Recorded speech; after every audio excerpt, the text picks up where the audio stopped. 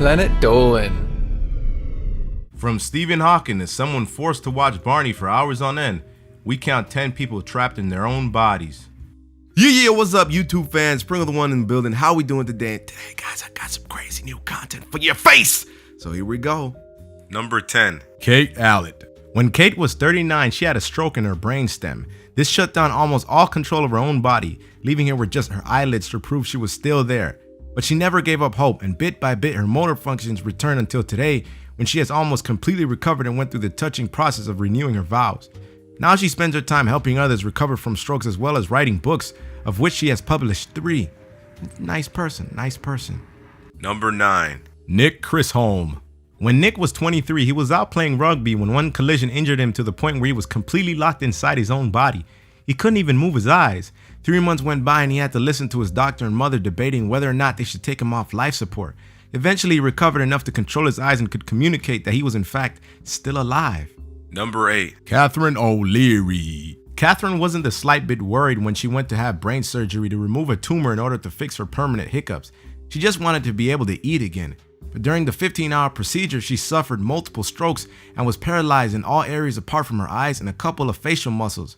However, she can't communicate in any way other than 1 blink for yes and 2 blinks for no, so her family are trying to save money to take her to America for medical treatment. Number 7. Tony Quan. Also known as 10th One in his very distinguished street art career, he was well known for being a pioneer of street art in that he developed a distinct Los Angeles style. But when he suffered from ALS, you know, the one that the Ice Bucket Challenge was all about, he, like many others, could only move his eyes. However, with the special tool, he still does art by moving his eyes in front of the technology and can make artwork with an impressive degree of detail. Number 6. Christine Waldo. As of her stroke in 1997, she is known as the longest survivor of locked-in syndrome from the UK and also communicates using an alphabet board and blinking her eyes. She enjoys her life, she can laugh, has fun talking to people via email and Facebook, and even manages to get her 2 vodkas a week. She gained enough attention to be interviewed on the BBC, in which she told everyone about how well she makes the best of bad situations. Number 5. Dominique Bobby. When he was 43, Gene suffered a stroke. All he could do is wink his left eye. But with the aid of an assistant, he managed to do something quite remarkable. The assistant recited the French alphabet and he winked when the right letter was read out. Using this method, he authored his memoirs. The book was called The Diving Bell and the Butterfly, and it was successful enough to be turned into a movie. However, he died 10 days after it was published. Number 4. Bob Thelet. Bob was a journalist and jazz pianist in 2006. That is before he had a stroke and was left with no unaided communication. His family decided to take him home, but this ended up costing the family a lot more money than a nursing home. The Medicaid in Connecticut wouldn't cover all of his costs because he chose to live in his home instead of a nursing home. So he became an activist to reform the system, even though the changes that he's working on may not benefit him for years to come. Number 3. Julia Otavalo. The problem with locked-in syndrome is that it's easy to misdiagnose it as a coma, and Julia was one of those people who suffered from this very problem. It was 6 years before anyone noticed she was still there, and she only had the strokes at 27 years old. Luckily, a speech therapist noticed her eyes moving to the reactions of her words. From there, she was taking occupational therapy, wrote a book, and became a renowned poet. Number 2. Stephen Hawking.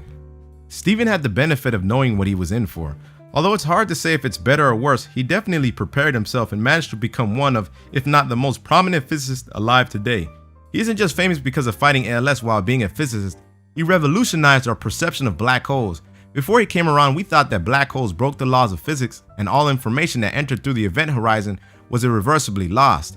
But as it turns out, thanks to combining the incompatible quantum physics with general relativity, he figured out that information makes its way out via a process called Hawking radiation. Knowledge. Number 1. Martin Pistorius. Martin was 12 years old when he mysteriously fell into a coma. The doctors couldn't figure out what was wrong with him, and they didn't notice when he woke up during his late teens. But he couldn't move at all, and the doctors thought that if he was still alive, he'd have the intelligence of a young child. So he was stuck watching hours upon hours of Barney the dinosaur. He managed to work his way up to being able to move just enough so that he could use a keyboard. So like many others, he wrote a book. In the book, he talks about how he remembers his mother wishing he were dead, and he agreed. He also mentions, "I cannot even express to you how much I hated Barney." Well guys, hope you enjoyed this video. Peace. Did you enjoy the video? That's fantastic. Did you know we also have a gaming channel, Collaborative? It's for Planet Dolan. Come look at us as we play some video games. Like animation? Have some questions about life in the universe you need answered? Come check out Super Planet Dolan. Danger Dolan and I will answer your life questions. Links are down below.